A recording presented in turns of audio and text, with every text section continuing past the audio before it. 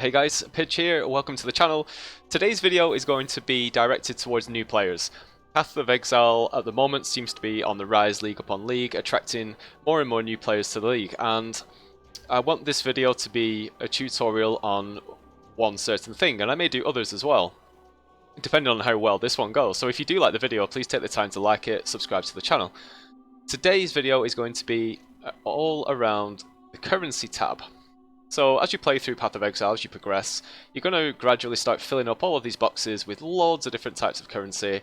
And when I played Grim Dawn in between 3.12 and 3.13, I ended up just hoarding a lot of currency. I'm sure there's more players than me that do this, hoard a lot of currency because you're not quite sure what it does. Now, you can read through sort of 40, 50 different descriptions, but you still may not quite understand what it does. So what I want to do is a visual representation. If you do this, it does this. And that's what we're going to do today. So every single piece of currency in this tab, we're going to look at what it does. I'm going to start from top left, work my way left to right, and all the way down. So enjoy! As this video is aimed at new players to the game, I think it's important that I give some overarching information about some specific currency in this tab and the tab itself. The currency stash tab that I'm using here does not come with the game. This is a premium stash tab, and you can look at all the premium stash tabs available by pressing M, going to stash tabs, and you can see the costs here. They cost real money. You don't need these to play the game, but by the time you get to mapping, you'll start to understand the benefits of having them, and you can make the decision whether you want to invest or not. The most important point that I can make about currency is that although each of these items have a use that you can see when you hover over them, and I'm going to go through in detail in this video, some of them have a higher purpose. And that is because Path of Exile has an underlying currency market. It's all currency driven. Let me show you what I mean. This is a commonly used website called POE.ninja, and this shows the state of the economy of the game. This is a live website, and this is changing all of the time. The backbone of the entire currency market is a Chaos Orb. So although here the description will point you towards using it to reforge a rare item with new random modifiers, that is not the main use of this item. This is used to purchase items off the trade website. All of the other items in the game, whether it be currency items or other items that you're going to pick up, their value is usually revolves around the price of the Chaos Orb. The other item of note is an Exalted Orb. We can see here that an Exalted Orb at the moment is worth 116 Chaos Orbs, so extremely valuable. These are not used for crafting unless you have hundreds of them spare. These are used to purchase items off the trade website. The trade website looks like this. I'll post a link in the description below. I'll also post a link to POE Ninja. And this is where you will spend your Chaos Orbs and Exalted Orbs. If you're following a build, that build is going to use certain items, and you can find those items on the trade website. These are other players that are listing them in their stash tabs, and you can go and buy them off those players. Here I am using, in my build, I'm using an Impulse's Broken Heart. Looking in the trade website, I just typed Impulses in here, it comes up, and I can see that this is worth 8 Chaos, 8 Chaos, 9 Chaos. That should give you an idea of the value of Chaos Orbs and Exalted Orbs. These are not predominantly used for crafting, these are used to purchase items, and you'll get far more value out of purchasing items than using them for crafting.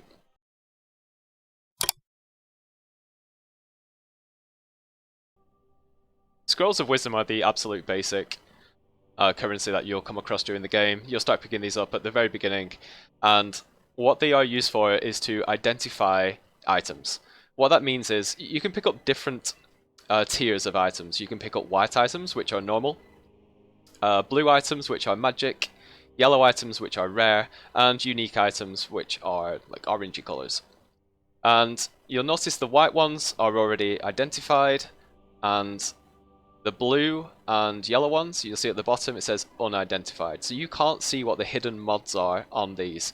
White pieces or normal pieces don't have any additional mods, but blue ones and yellow ones do. Blue ones can have 2 mods, and yellow ones or rare ones can have up to 6.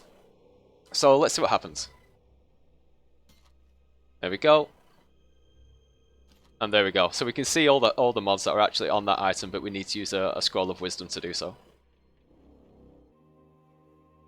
A portal scroll is used to transport ourselves back to either town or your hideout. If you're playing through the campaign or any area of the campaign and you use a portal scroll, it will take you back to either the last town you were in or the town that this area belongs to. And if you are running maps, which is endgame, and use the portal scroll, this will take you back to your hideout. So let's see what happens. There we go, and that's going to take me back to town. And when you get back to town, you'll see you can do whatever it is that you needed to do.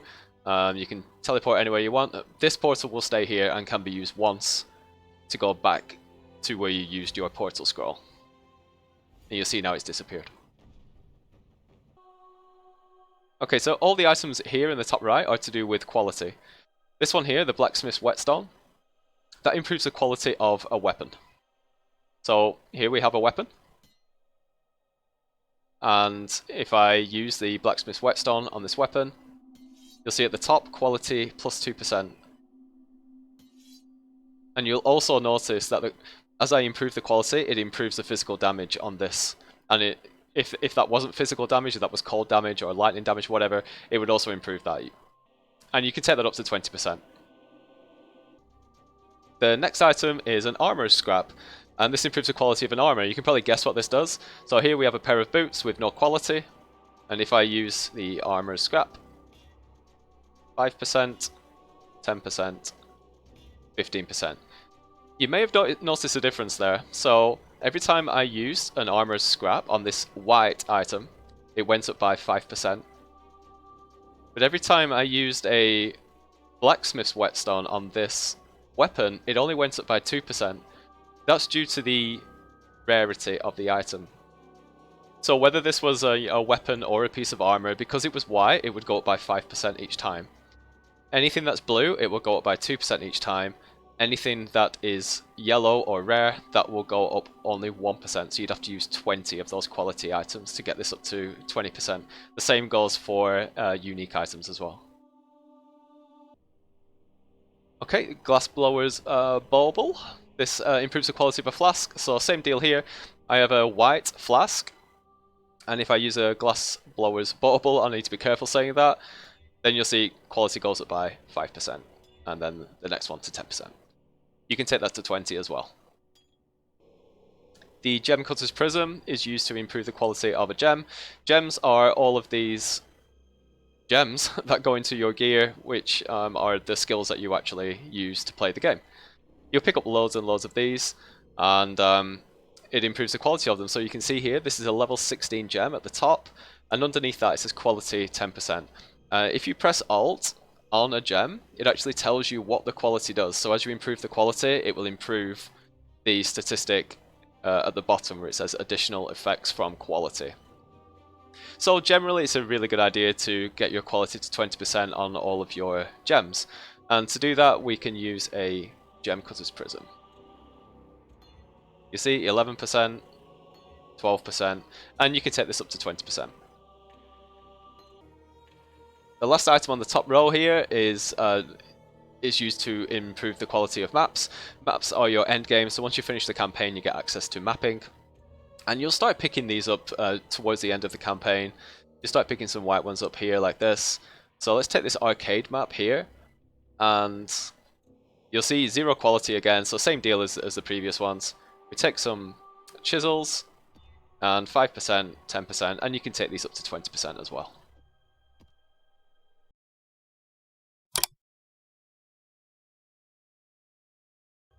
Okay, so the next section here are items that are all to do with crafting your gear. And there's something I want to talk about before we get into that.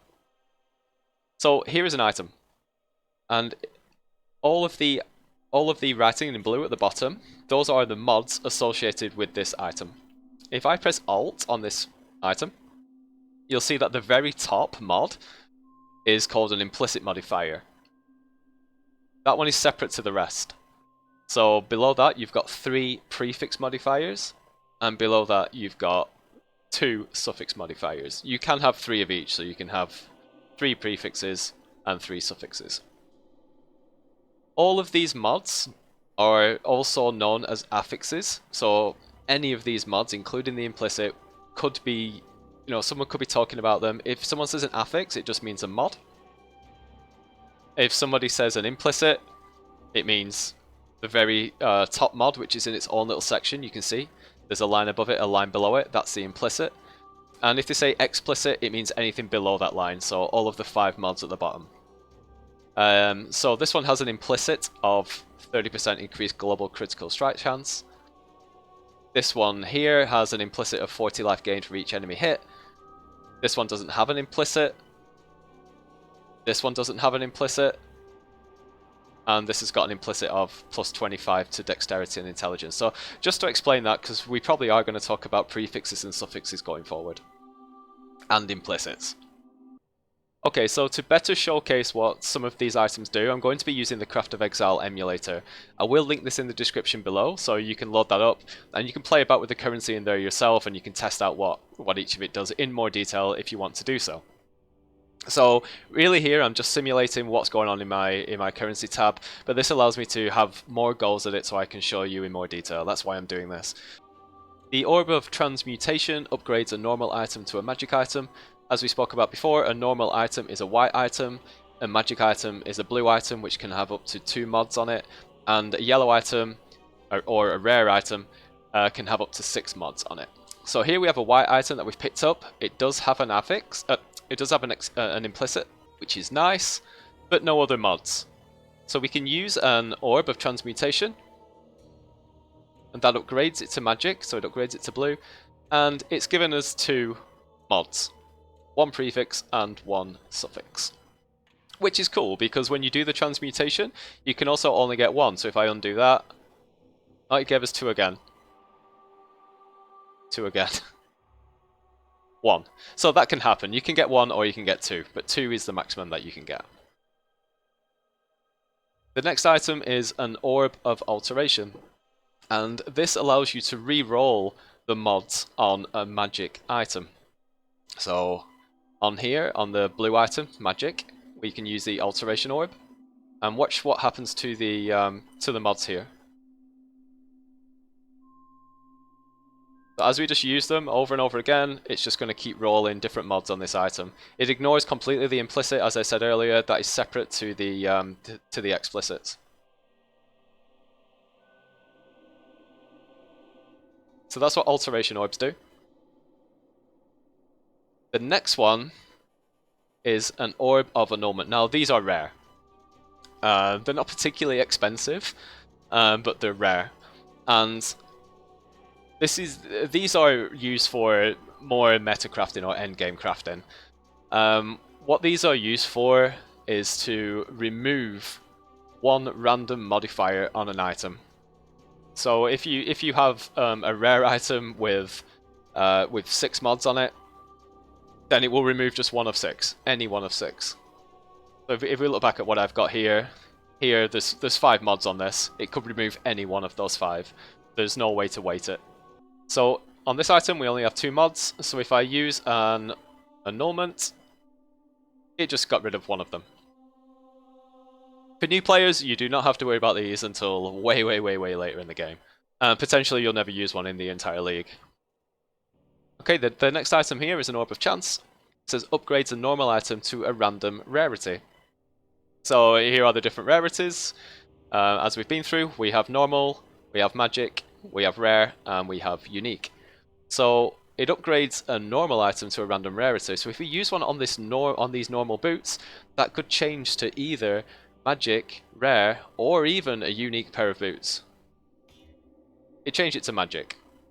So that's all that does. And you can only use it on normal, so I now can't use it again on these boots. The next one here is a Orb of Augmentation, and we will go back. We'll go back to Path of Exile to show you this. So, what does it do? Augments a magic item with a new random modifier. So, as I said, magic items can only have 2 mods on them, Here we've only rolled one mod on this particular one, so we know we have space for another one. So if I use this augmentation, it will keep the item magic, and it will just give us an extra mod on there. Okay, the next one is an Exalted Orb. So Exalted Orbs are rare, and these are endgame currency for buying items, and you could also use them for crafting. They're very, very rarely used for crafting. It's really typically not a good idea unless there is absolutely no other option but to use one of these for crafting. So these are predominantly used to buy on trade, but they do have a use for crafting if you really want to do it. So the pair of gloves that I have here, as you can see, we have our implicit, and then we have 3 prefixes and 2 suffixes. So any rare item can have 3 prefixes and 3 suffixes. So we're missing a suffix. And what the Exalted Orb does is it augments a rare item with a new random modifier. We know that because we have a 3 prefixes and 2 suffixes, that it's going to roll the extra suffix. So we use an Exalted Orb on these gloves, and there we go, we got the 3rd suffix. So this item here that's greyed out, this is the Holy Grail of PoE. This is the Mirror of Calandra. I can't show you what it does, nor would I, even if I had one. If you drop one of these, then congratulations, you've probably paid for your whole league. I've been playing over 2,000 hours, and I've never seen one. What it does is it mirrors an item. So here I have a pretty decent item, and if I was to take a mirror and use it on this item, it would give me a copy of this item. But that copy you would not be able to modify in any way at all. It would always look like that. Now you might think, why would I do that? I mean, a mirror is worth about probably 350 exalts at the moment, I think. Why would I do that? Well, if you've managed to craft something extremely valuable, then people will spend a lot of currency getting a copy of that item, because it's either so difficult to craft that the person's just been very fortunate, they've obviously been very, very patient, and they've thrown a lot of money at it. So if that's the case and somebody manages to craft something just completely GG, then what they'll do is they will max out all the stats on it. They'll make all the sockets white so you can put any gems in it, so that there's actually no reason to need to change it after you've bought it. And then what they'll do is they'll charge a mirror and a little fee on top of that, maybe 20-30 exalts, and that's what you pay them, and you get back a copy of that item. So that's what mirrors are used for. They're used for mirror servicing. Okay, moving on to a Regal Orb. A Regal Orb upgrades a magic item to a rare item. So, in order to shift from being a magic to a rare, we use a Regal Orb, and really you don't want to do it until you have 2 mods on here, which we've already been through. So if you have 2 mods, you can then use a Regal Orb, and that will give you a 3rd mod. And in the process, it will change it to a rare item. Moving on to the Orbs of Alchemy. It's a shame these weren't in more of a structured order in the currency tab. But I didn't want to be flitting from up here to down here to up here to down here. I wanted to try and keep it structured. So that's why we're sort of having to remake these scenarios. An Orb of Alchemy, it upgrades a normal item to a rare item. So skipping the magic phase altogether, and it will roll. It can roll between 3 and 6 mods. Just by using one of these. So here, let's take the gloves example again. It's just a white normal pair of gloves, and if I use the alchemy on it, boom. Well, all right, it gave us all 6 mods. So just using one of those on a normal pair can actually give you quite a decent pair of gloves. If I just undo that and do it again, you'll see that there we only got 4 mods, for example. So it's completely random. There we got 4 mods again. The next item is a Chaos Orb. This is your bread and butter currency. This is what you will use to buy most of your items on trade until you are very, very end game. So extremely useful, extremely valuable in the early stages of the game. And these aren't generally used for crafting. These are actually used to buy good items on the trade website. So don't think about these as crafting items. Think about these more as currency used to buy items from other people on trade. But they are a staple of crafting, should you wish to use them. And the way that you use them is it completely re-rolls the item's mods. It has to be a rare item, and it completely re-rolls it. So if we look at the example here we've got 5 mods. If I use Chaos Orbs on it, as I keep using them, it's just going to keep re-rolling those mods, and you stop when you hit something that you're happy with.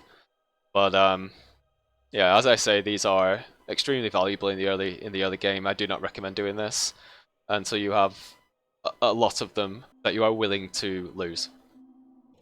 Moving on to Blessed Orbs now. We've already looked at how we can re-roll and modify the explicits, or the mods, of an item.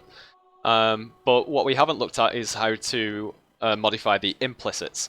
Here we have an example. So the implicit is 17% increased damage over time. You can tell because of the line at the top and the bottom of the mod. And we can actually modify these. So if I press Alt on this item, you can see that the 17% increased damage over time could actually be 14 or 18%, anywhere in between those two. So we can re-roll that number.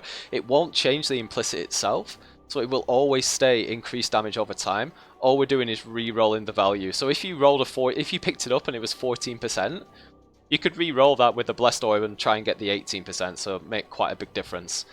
I just want to point this out though. So if I press Alt on this item, which has an implicit of plus 40 life gain for each enemy hit, if I press Alt, you'll see that there are no alternative values that can be rolled. So Blessed Orbs won't work on this one here. So make sure there are alternative values that can be rolled. So I can roll anything between 14 or 18% in my implicit.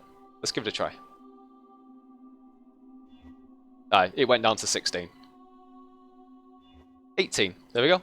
And that's the max that our implicit could be. Okay, the last one for this section is a Divine Orb. A Divine Orb randomizes the numeric values of the random modifiers on an item. So very similar to what we've just done here, except the Blessed Orbs are specific just for the implicit modifier. And the Divine Orb randomizes the numeric values of all of the modifiers on the item, excluding the implicit. So we head back over to our example in Path of Exile. We select a Divine Orb here. We can see we have 4 explicits. The implicit will stay the same. And we can re-roll the value of our life, of our life regeneration, our lightning resistance, and the dexterity. Watch this. So all of them are being randomized at the same time.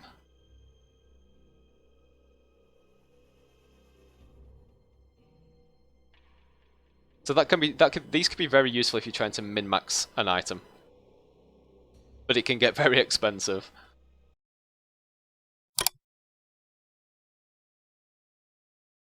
Moving on to Jeweler's Orbs. So Jeweler's Orbs reforge a number of sockets on an item.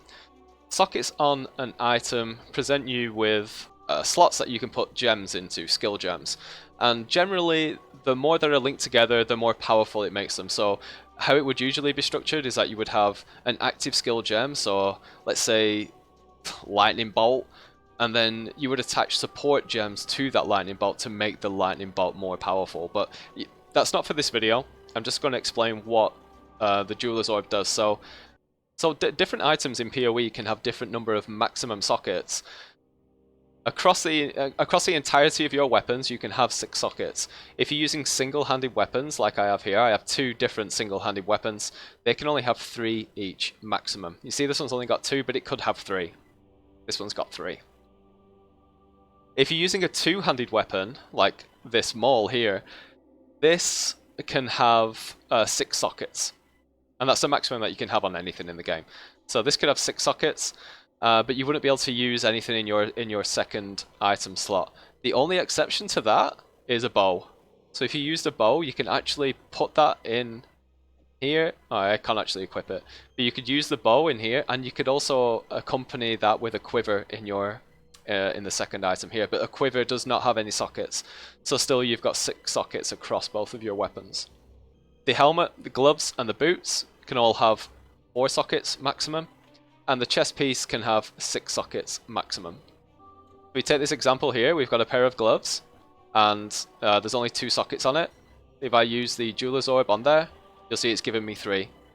If I keep going, we could get, there we go, 1. What we're generally looking for is 4.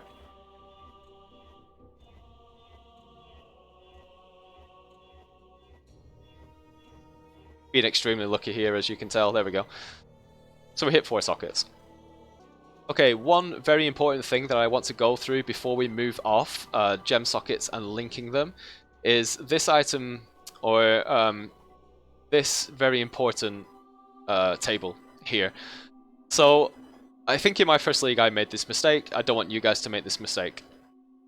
The maximum number of sockets that can be rolled on an item is based on its item level. If we come back into the game real quick and I press Alt on this item, near the top, about 5th line down, it says item level 63. And you can see this on every single item. So 61, 75, 2, because I went and picked those up at the beginning of the game, beginning of this video, and item level 83.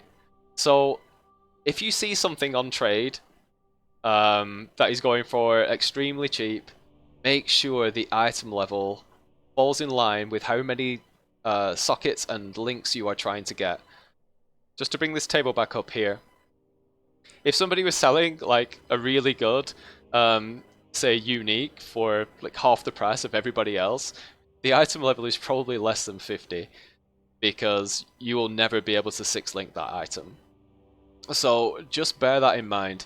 Here are the maximum, the minimum levels an item needs to be in order for you to roll this many sockets on. So anything under 25, you won't be able to get 4 sockets. So if you pick up a pair of gloves, you think, oh man, these are awesome. I'm gonna, you know, just keep spamming my jeweler's orbs on it, and then you've spent 100 jeweler's orbs and you wonder why you haven't got 4. It's probably because the item level is less than 25. So just be wary of this table. It's very important. Now the next one is completely in tandem with sockets. These sockets here, if I was to have, say, an active skill in there, and then I had the support gems in here, these support gems would not support my skill because the sockets aren't linked. If we look at my boots here, you can see that all of the sockets are linked. This little link here in between. So now my skill here is being supported by all of these 3 gems.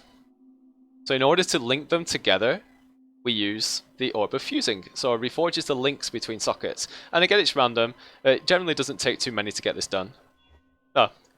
Or 1 in my case. So that's how we use Orbs of Fusing. Do it again with these boots. And we link to the end. So, I mean, it generally doesn't take too many. Now, the exception there is with 6-linking. 6-linking takes a lot, unless you're extremely lucky. The average fusing orbs for 6-linking an item is 1,500. So extremely expensive. But you know, some people get it within 10. Sometimes, and then some people get it within 3,000. It really is an average of 1,500. So don't be fooled thinking that 6-linking an item is an easy feat. Okay, moving on, we have chromatic orbs. Reforges the color of sockets on an item.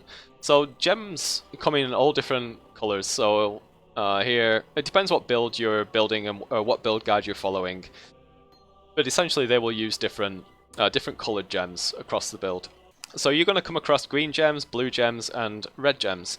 And there's going to be times where, say you've picked up these pair of boots and they're really good for you, but you really need space for a red gem because the guy that you're following is using more red gems than you have space for.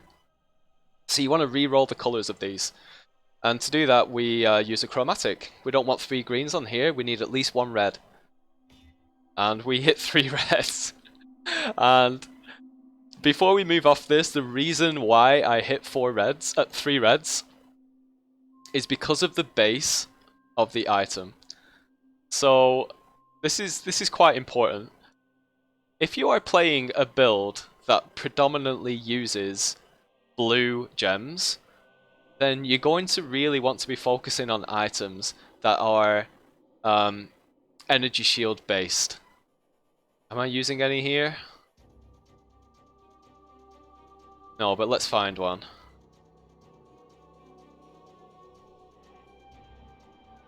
In fact, my Scion will have some. Here.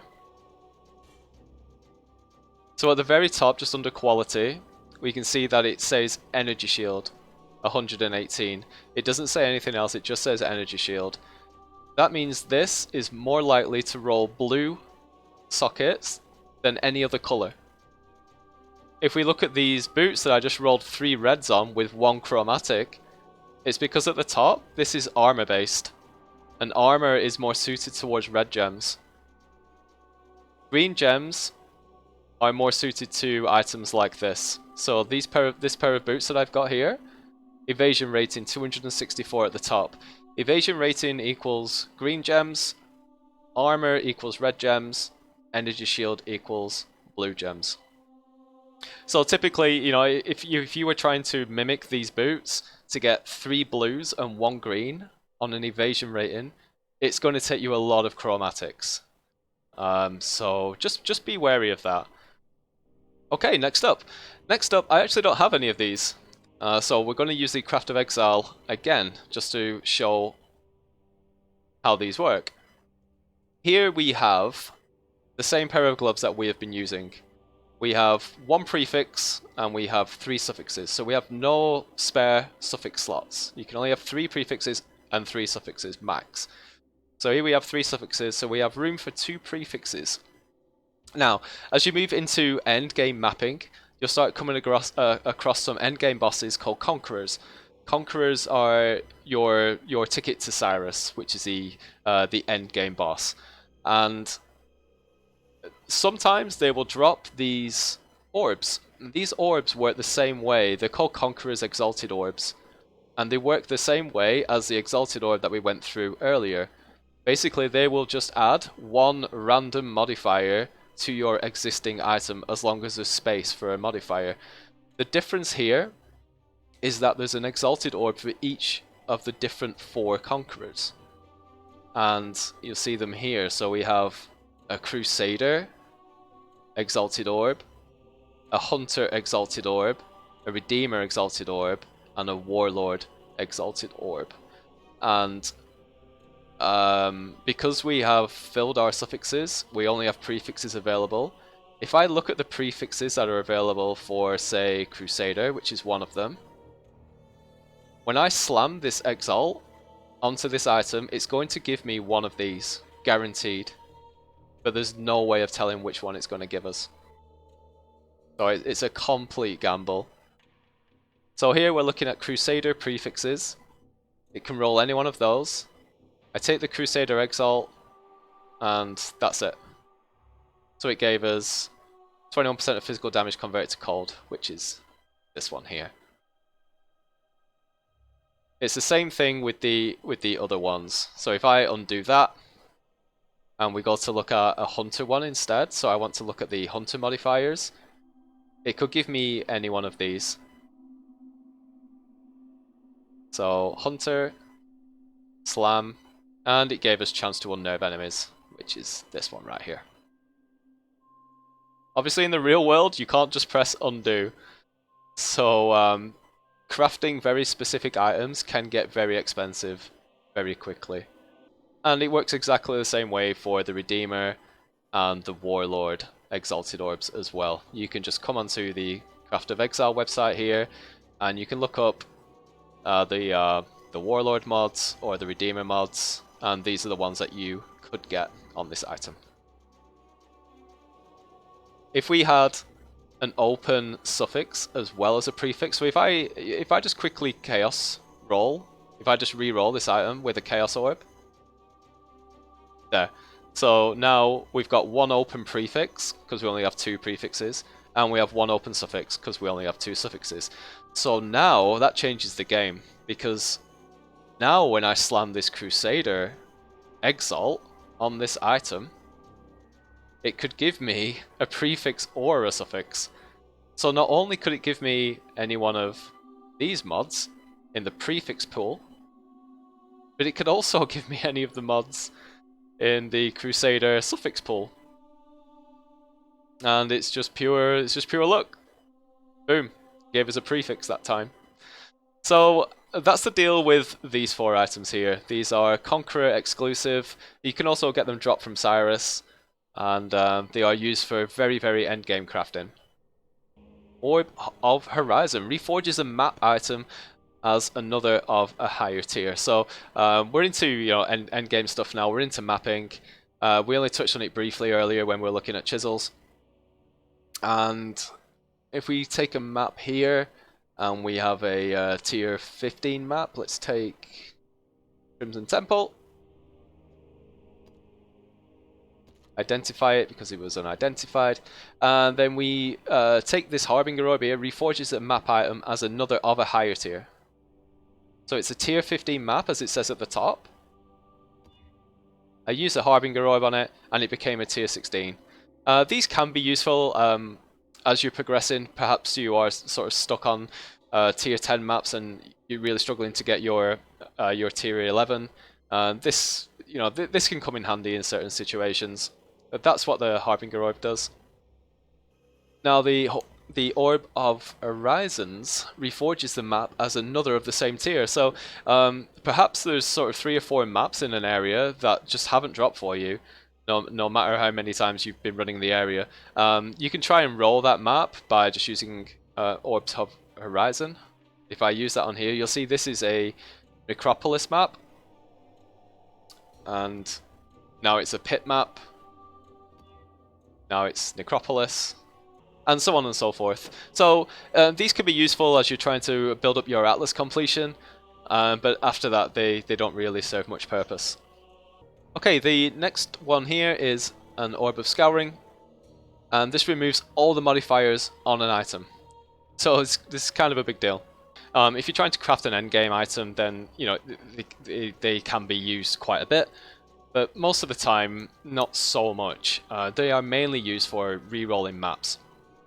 So here I have a Necropolis map, and I'm going to want to change that to a magic map, a rare map or a yellow map, because the higher the more mods that are on a map generally give you more loot, or the chance of more loot is there.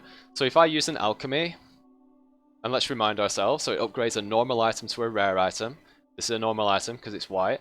If I use an alchemy on this, it's giving me 5 mods on that map. Which is really good. But let's say it's rolled something that we don't want or our build cannot do. Then we need to start again. So you scour the map, back to white, and then you alch it again, and you hope for better modifiers. So that's what scouring does. It basically wipes an item back down to normal, or back down to white. Okay, Val Orbs. Val Orbs are quite difficult to explain. They are used in various situations, and I'm not going to go into them in too much detail. Now, TLDR, they can either create something extremely good or completely destroy something. So as the item description says, it corrupts an item, modifying it unpredictably. Now, why would we do this? So let's take these boots here. If I use a Val Orb on these boots, that's it. Like, nothing changed, except I got a white socket on here, which means I can put any color gem in it, and they're now corrupted. So corrupted now means that I can't change the mods on this anymore. I can't add more quality to it, and it's far more expensive to change the sockets and the colors and the links and everything else. So basically, these boots will always be the same now. They'll always just have one mod on them, which is regenerate 1.3 life per second. let's try it again with this map. So this map's got 6 mods on it. If I corrupt it, alright, it kept the 6 mods and it corrupted the map. So all that's done is that's added extra quantity to this map, which is cool. Now, many things you will break by using Val Orbs on them, but why people use them is to get extremely specific and rare items. So, for example, this shield. This shield doesn't usually come with an implicit, but you can see here that it's now got an implicit of +2 to level of socketed duration gems, which is really, really good. So you can see at the bottom it's been corrupted, and that's the power of a Val Orb. But that could be 1 Val Orb, or it could be 100 Val Orbs to get something decent. The other use of a Val Orb is on skill gems. So when you level a skill gem up to its max level, which is 2020, like that. So this steel skin gem here is 2020, and there's only one way to get a level 21 gem, and that is to use a Val Orb on it. Things can go right, or things can go quite wrong. So in terms of my skill gems here, this concentrated effect, you can see it's level 21 with 20% quality corrupted. So that is the highest level that you can get on skill gems. Generally, they will all be 2020, and then what you do is you can risk corrupting them, and it'll either go well, which means it looks like this, so 2120, which is great, or it can go pretty badly and it can look like this, so level 20, 15% quality. So in my case there, I can see that the quality gives me supported skills have 0 to 20% increased inspiration charge duration. I use inspiration charges, and now I only get 15% instead of 20%. So this did used to be a 2020, it will now always be a 2015, and the value of this gem has just gone through the floor because of that corruption, because this will never be a decent gem anymore. Whereas the value of this gem went up a lot by hitting that 21. So Val is another really good example of gambling. Don't risk it on your items until you are, end game looking for min-maxing stuff. It's just not worth it. But I would recommend using them on your skill gems when they hit 2020, so level 20 and 20% quality, as long as you can afford a replacement in case things go wrong. The most common use of Val Orbs is on maps, because if we look at the atlas, every single map has got a different bonus. Let's have a look if we can find one here. Here. Okay, so if we look at this precinct map here, and it tells us that the bonus stipulation, or what we need to do to get the bonus, is to kill the boss of a magic or higher version of this map. So there you could just roll a blue map, and if you completed it, you would get the bonus. Bonuses just increase your chance for maps to drop as you're running maps, or the value of those maps. So the more bonuses you have, the better. So here you can see this one requires just a magic map, whereas this one and a lot of the higher tier ones all require you to have corrupted rare versions of the map. So that's where the bulk of your Val Orbs will go, in corrupting maps. Now here we were actually pretty lucky with this one. It corrupted, it stayed as Necropolis, and but that could have quite easily bricked to another map, or it could have rolled a mod on this map that we're unable to run, so we have no choice but to sell the map. So again, still a bit of a gamble, but I find that Val Orbs work probably 7 times out of 10 on maps.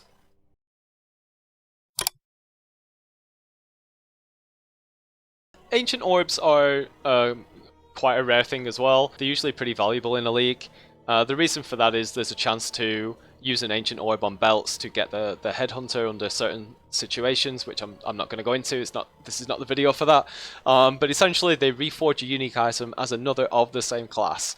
Class means a belt to a belt, boots to boot, ring to ring, flask to flask, etc. So it's not into the specifics of a life flask to a life flask. It will change a flask to a flask.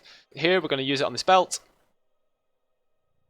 and you'll see that it will change it from the belt of the Deceiver to another unique belt, any unique belt. The thing with an Ancient Orb is that it actually gives you potential access to League restricted items.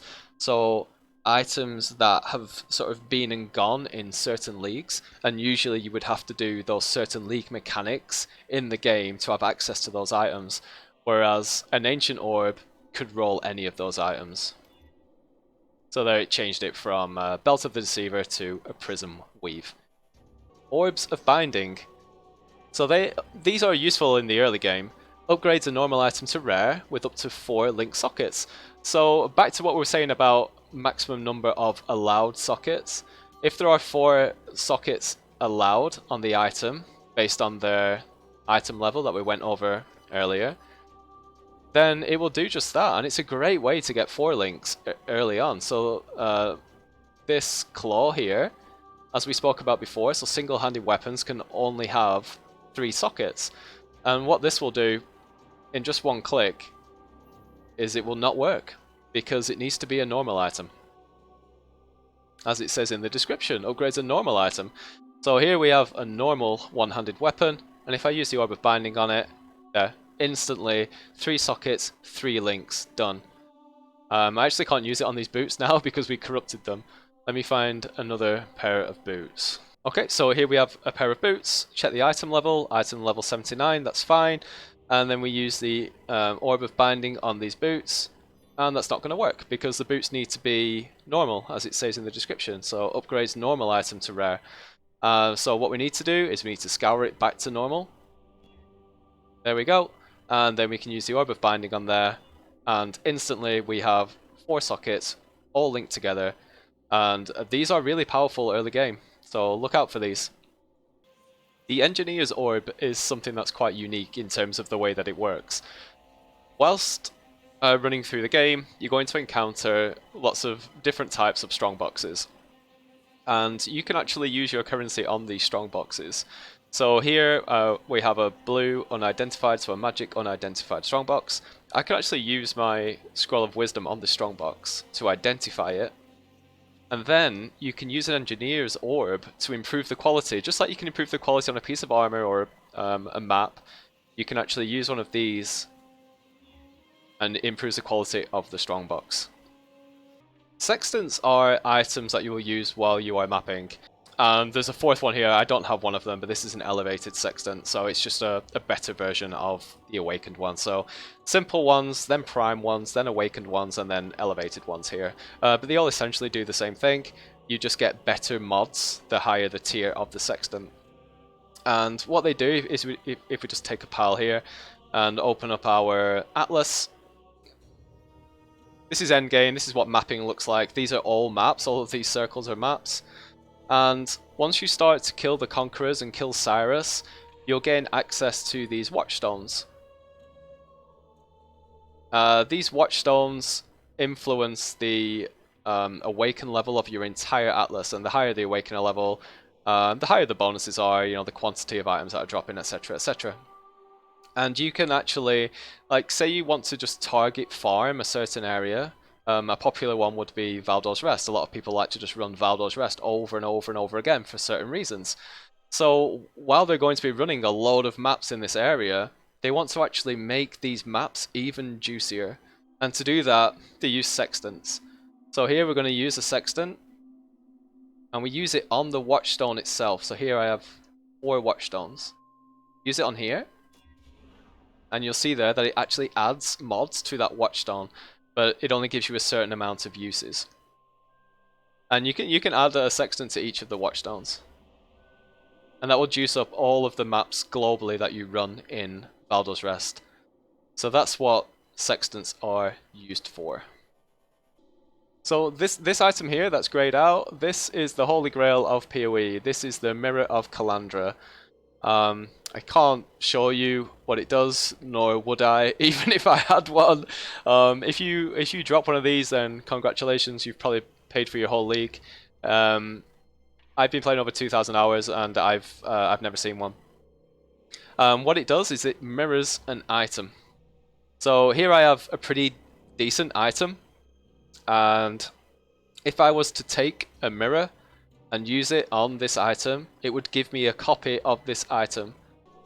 Okay, the next item here that I do not have is an Awakener Orb. I've been very unlucky this league, and I actually haven't dropped one.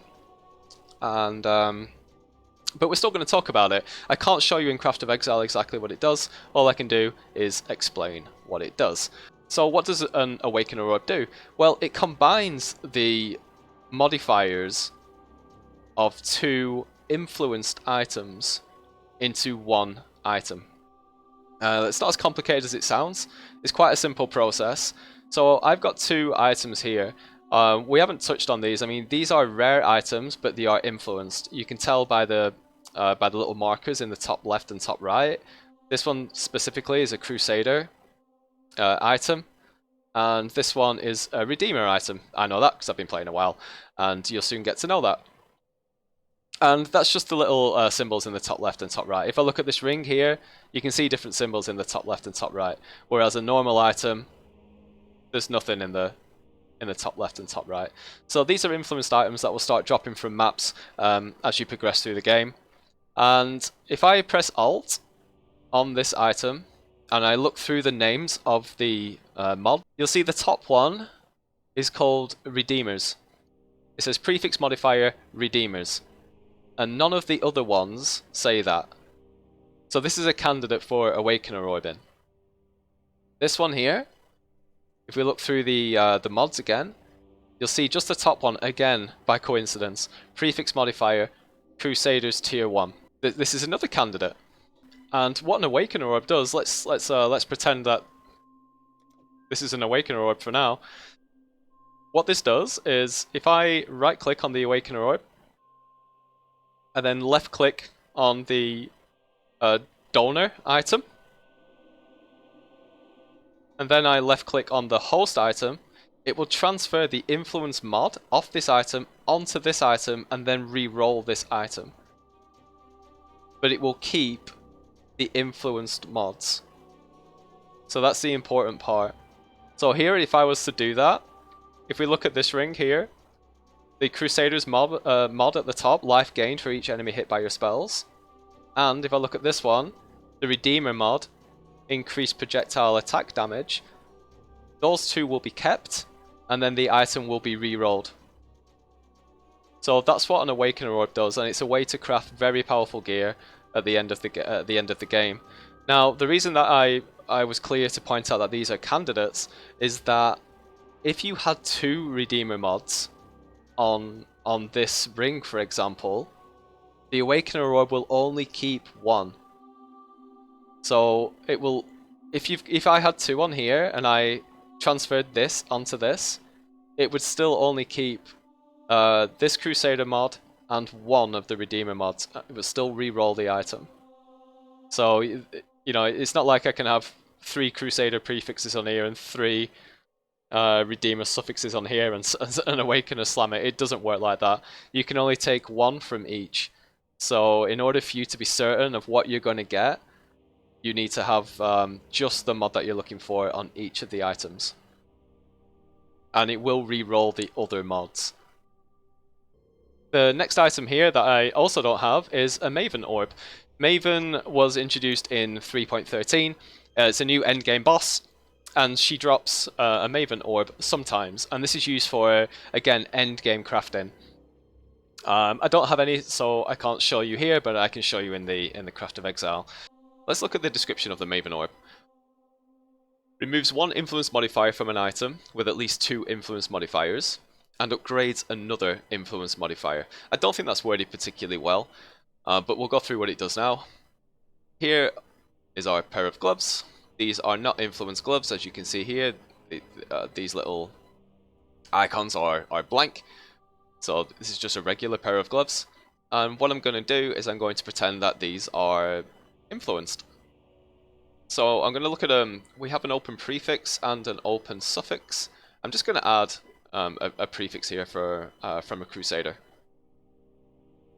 Okay, there it is. So we now have a prefix modifier of Crusader, and you can see that these gloves are Crusader influenced now. We also have an open suffix, so let's just add, say, a Hunter one. There we go. So now we have a Hunter influence modifier, and we have a Crusader influenced modifier. And you can see that these gloves are combined Crusader Hunter gloves now. Okay, so what the Maven Orb's going to do is it's going to... It can only be used on an item that has two influence modifiers. We have that, we have a Crusader and we have a Hunter. And what it's going to do is it's going to remove one of those at random, and the other one it's going to elevate into a better version. Okay, that should make this clearer to see what's going on. So these are the two influence modifiers, and if I use a Maven Orb, it will remove one of them and it will upgrade the other one. There we go. So it removed the dexterity one and it boosted this one. You can see here that the tier is now E. And that's what it does. The Maven Orb is an extremely rare item, it's endgame item, and it's used to craft very specific endgame gear. So don't worry about that too much. Okay, Orbs of Regret. You probably come across these while you are playing. You also get them in for completing some of the quests in the campaign as well. These are used to respec your skill tree. So as you're playing through the game, you'll start progressing your skill tree, whatever guide you're following, whatever build you're following. You'll be, you know, sort of following their steps on this skill tree, because it's very daunting for a new player. And you'll see up here I have 7 refund points left. If I go ahead and I right click on my Orb of Regret, you have received a passive respec point, and now I have 8.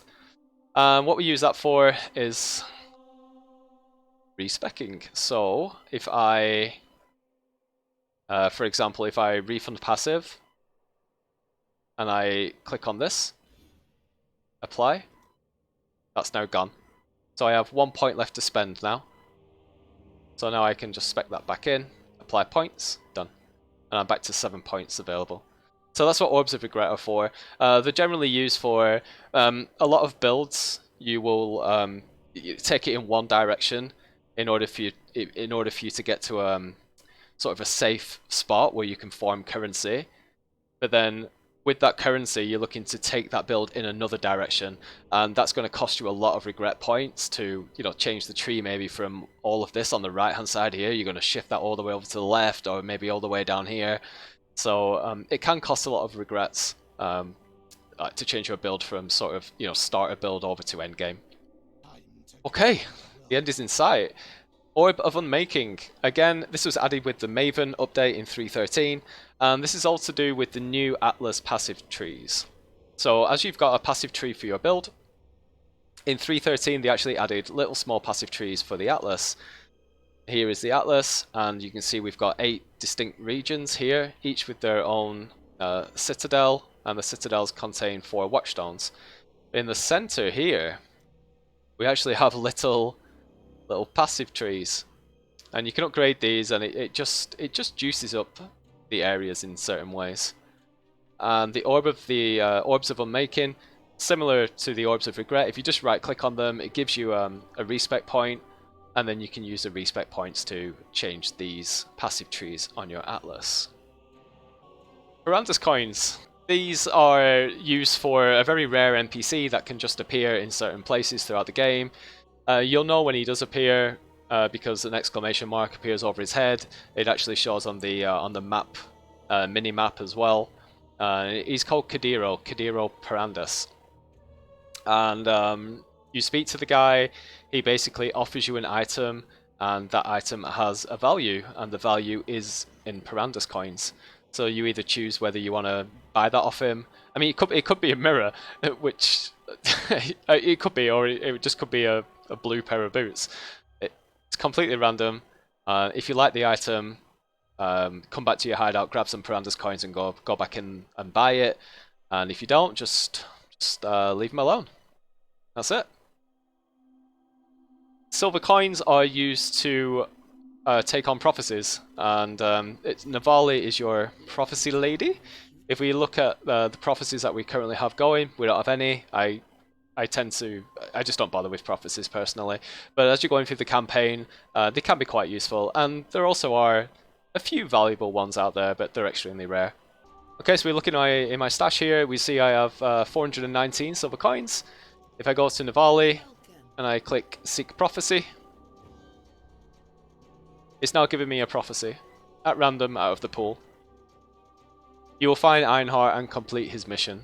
So, and there are just there's hundreds of prophecies that you could get. If I press Seek again, it'll say, look, the cost is 1 silver coin. I can just pick up quite a few. Well, you can pick up 8 and have those running in the background all the time. And if one of them procs, so if you go into an area and the prophecy is valid in that area, it'll show up here and it'll say do whatever the prophecy is. When you complete it, you'll get the reward. And the very last item is the new one that's been added in 3.14, and that is the Veiled Chaos Orb. This is brand new, and I mean, as this video is tailored towards new players, you probably won't be familiar with Syndicate.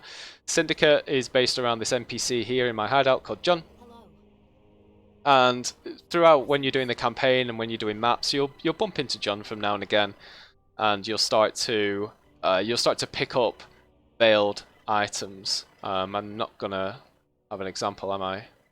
And the veiled item will have a mod on it that looks something like this. It'll just be blurred out. And the way that you unblur it is to come over to Jun, and you click on Unveil, you drag the item in there, and it'll give you some options of what that mod could be. Some of those mods you will then unlock, and you'll be able to craft them in your crafting bench later. But other ones are quite valuable now, so they've introduced something called T4 mods. And these are over and above what you can craft at your crafting bench. So there's a chance to get some really powerful mods.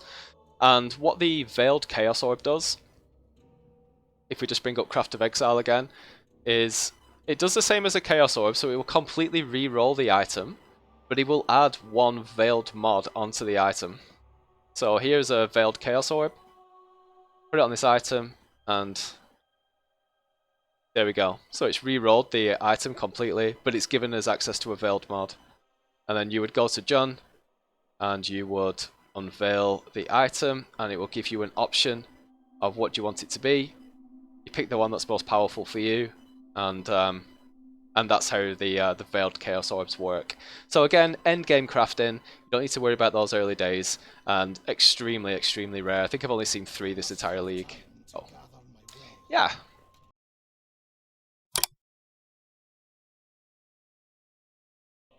Okay, I believe that's a wrap up of the entire currency tab. These ones, like down here, are shards. So when you get a certain amount of these shards, it will upgrade into one of these. So that's why I haven't touched on any of the shards. But everything else, I believe we've gone through. Oils aren't part of currency; they're part of Blight, but I just store them in here. So yeah, I really hope you found that useful. Again, tailored to new players. I know from my experience that just watching something visually just tends to sink in a little bit more, and also I think it's valuable to actually see how it works, because if you read something like reforge a rare item with random modifiers, well, what does reforge mean? What's a rare item? What are random modifiers? What are modifiers? And same with implicit, you know, things like this. All of this is new terminology that we take for granted, but a new player hopefully will get quite a bit of value out of this. I hope you did enjoy the video. It certainly went on longer than I expected it to. If you did enjoy it, please like, please subscribe to the channel. I really would like to do more stuff like this. I love talking about the game. And yeah, I'll see you in the next one. Alright, peace out guys.